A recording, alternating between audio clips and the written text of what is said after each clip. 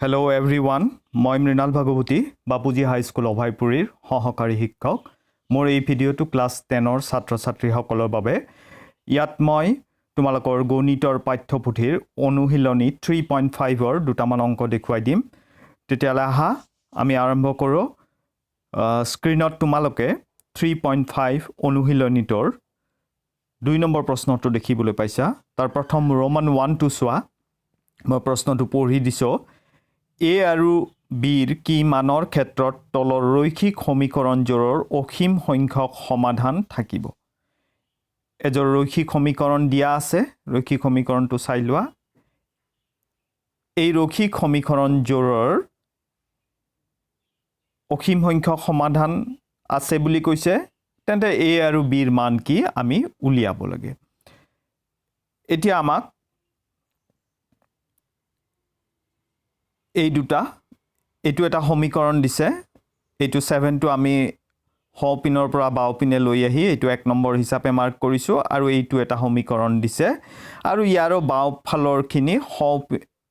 হও ফালৰ খিনি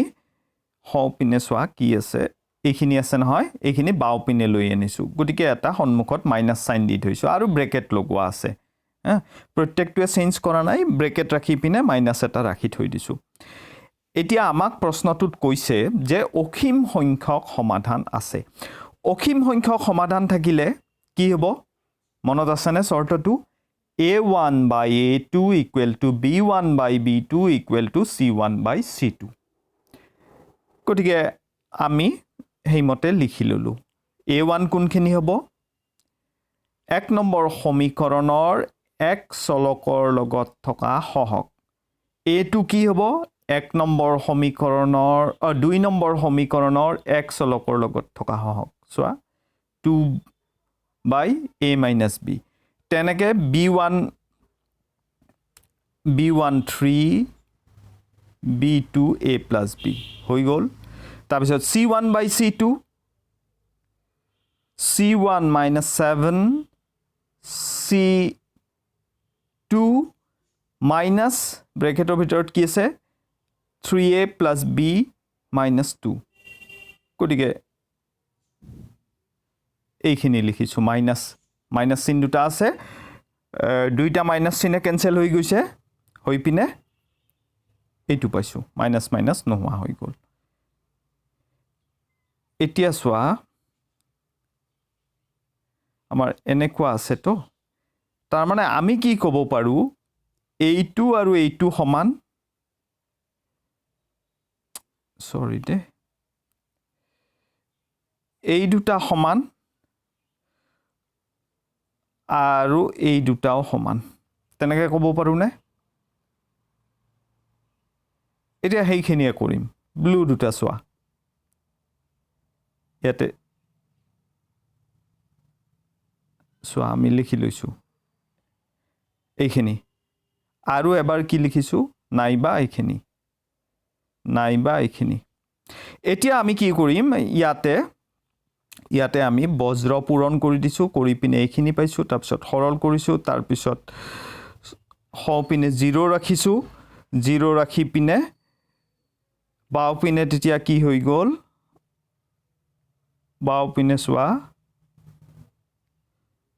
minus a plus 5b equal to 0 তাৰ পৰা আমি a equal to 5b পাও হল আৰু এই পিনে সোৱা এইখিনি যে কৰিছো ইয়াৰ পৰা তুমি বজ্ৰ পূৰণ কৰি দিয়া তাৰ পিছত ব্ৰেকেটৰ ভিতৰত থকা বিলাকক এবাৰ 3 ৰে পূৰণ কৰিলো ইয়াতে তাৰ পিছত এবাৰ 7 ৰে কৰিলো এইখিনি পালো তাৰ পিছত আটাই বিলাক পদকে বাও পিনে লৈ আছো হও পিনে 0 ৰাখিছো তাৰ পিছত আকৌ সৰল কৰিছো তাৰ পিছত এইখিনিত মন কৰিবা 2a আছে হনে কিন্তু a মানে সোৱা ইয়াতে কিমান পালো a মানে 5b পাইছো গটিকে এই যে a ৰ ঠাইত আমি কি লিখিছো 5b লিখা হৈছে তেতিয়া 10b হৈ গল গটিকে ইয়াতে 10b minus 4b মানে 6b মানে 6 তাৰ পৰা b equal to 6 by 6 equal to 1 গটিকে আমি কি পালো b ৰ মান 1 পালো আৰু a কিমান 5b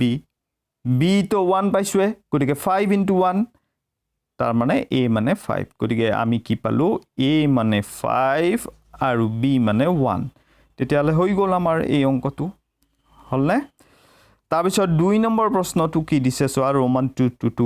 কেৰ কি মানৰ ক্ষেত্ৰত তলৰ ৰৈখিক সমীকৰণজোৰৰ কোনো সমাধান নাই এজোৰ ৰৈখিক সমীকৰণ দিয়া আছে আৰু সুধিছে যে কেৰ কি মানৰ বাবে এই ৰৈখিক সমীকৰণজোৰৰ কোনো সমাধান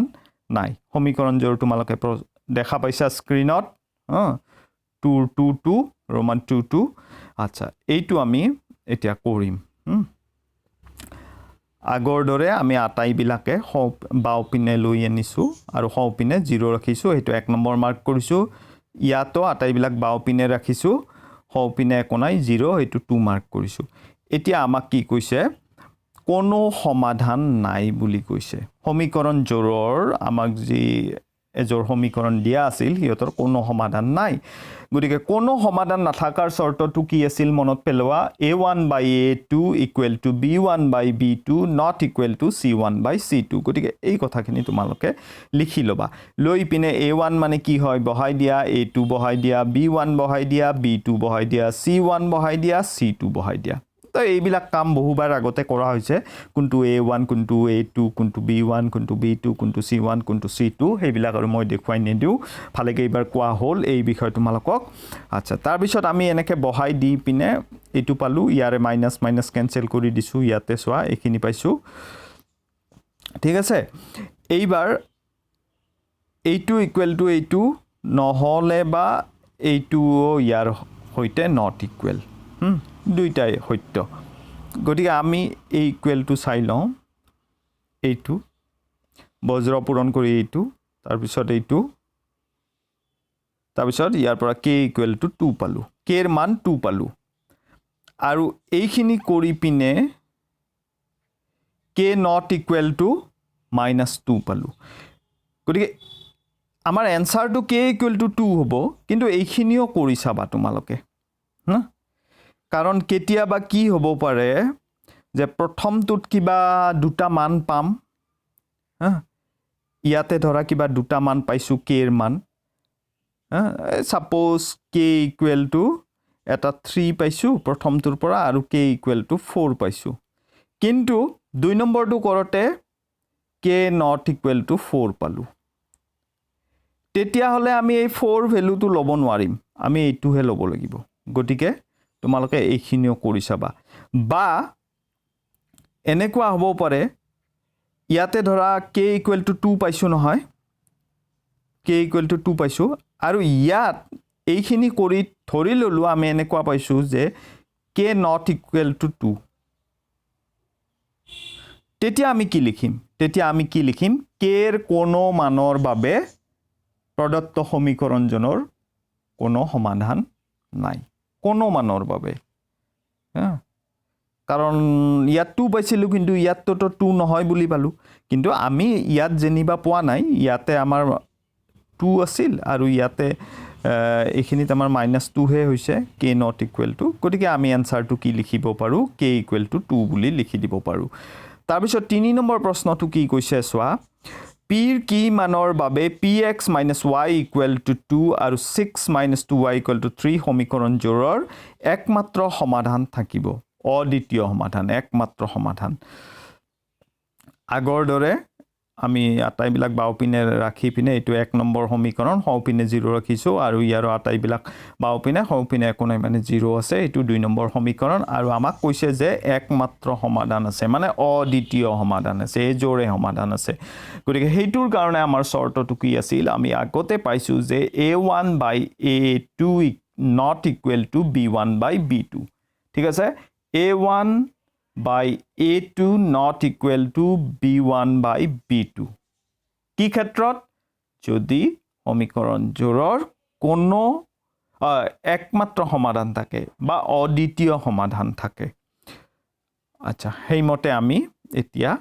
a1 ৰ মান বহাই দিছো a2 ৰ মান বহাই দিছো b1 বহাই দিছো b2 বহাই দিছো তাৰ পিছত এনেকৈ কৰি আমি p not equal to 3 পালো গতিকে আমি এতিয়া আনসাৰটো কেনেকৈ লিখিম গতিকে p not equal to 3 আমাৰ আনসাৰটো ব্ৰেকেটৰ ভিতৰত কি লিখিছোঁ চোৱা সেইটো আকৌ অলপ সহজে বুজিব পৰাকৈ অৰ্থাৎ 3ৰ বাহিৰে যিকোনো বাস্তৱ সংখ্যা তাৰমানে p কিমান হ'ব নোৱাৰে 3 হ'ব নোৱাৰে তাৰমানে বেলেগ হ'ব পাৰে বেলেগ বাস্তৱ সংখ্যা হ'ব পাৰে সেইটোৱে আচ্ছা এইবাৰ আমি 4 নম্বৰ প্ৰশ্নটোলৈকে আহিছো কেৰ মান নিৰ্ণয় কৰা যাতে তলৰ ৰৈখিক সমীকৰণজোৰৰ কোনো সমাধান নাথাকে এজোৰ ৰৈখিক সমীকৰণ দিছে সেইজোৰৰ কোনো সমাধান নাই বুলি কৈছে আৰু আমি কেৰ মান উলিয়াব লাগে আগৰ দৰে আমি লিখিছো চোৱা কোনো সমাধান নাই তাৰ পৰা কোনো সমাধান নাথাকিলে আমাৰ কি হ'ব a1 by a2 equal to b1 by b2 not equal to c1 by c2 এই শর্ত সাপেক্ষেহে কোনো সমাধান নাথাকিব গতিকে সেইমতে আমি মানবিলাক বহাই লৈছো a1 b1 c1 তাৰ পিছত a2 b2 c2 বহাই লৈছো বহাই লৈ পিনে আমি এতিয়া এইখিনি প্ৰথমে আমি এই কি কৰিছাম এইখিনি কৰিছাম সোয়া এইখিনি পাতি লৈছো এক্সট্ৰা কৰি লৈ পিনে এইখিনি কৰি গৈ পিনে আমি k ইকুৱেল টু কিমান পালো -1 পালো হল k ইকুৱেল টু কিমান পাইছো -1 পালো এইবাৰ আমি এইখিনি কৰিছাম সোয়া ইয়াতে কৰি চাইছো কৰি গৈ আছো k not equal to 19/2 গতিকে k আমি -1 পাইছো কিন্তু k কিমান হ'ব নোৱাৰে 19/2 হে হ'ব নোৱাৰে হেতু পাইছো -1 তো হ'ব নোৱাৰে বুলি পোৱা নাই গতিকে আমাৰ এনসাৰটো k ইকুৱেল টু কিমান হ'ব -1 হৈ গ'ল এইটো আমাৰ তাৰ পিছত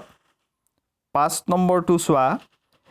m ৰ মান নিৰ্ণয় কৰা যাতে তলৰ ৰৈখিক সমীকৰণজনৰ অসীম সমাধান থাকে সমীকৰণ জোৰ দিয়া আছে mx + 4y = m-4 আৰু এটা সমীকৰণ দিছে 16x + my = m অসীম সংখ্যক সমাধান আছে গতিকে আমি ইয়াতে আমি আটাইবোৰ বাওপিনে ৰাখিছো হওপিনে 0 1 নম্বৰ আটাইবোৰ বাওপিনে ৰাখিছো হওপিনে 0 2 নম্বৰ অসীম সংখ্যক সমাধান আছে কি শৰ্ত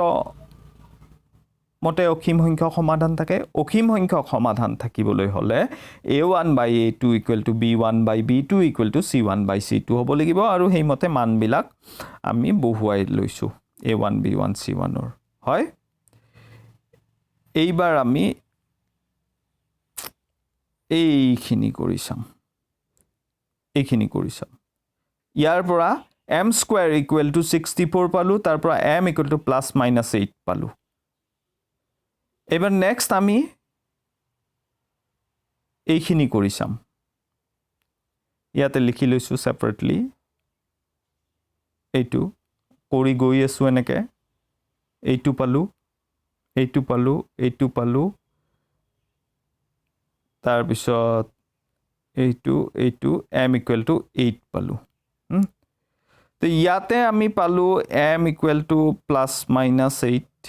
ইয়াতে পালো 2 নম্বৰটোত পালো m equal to 8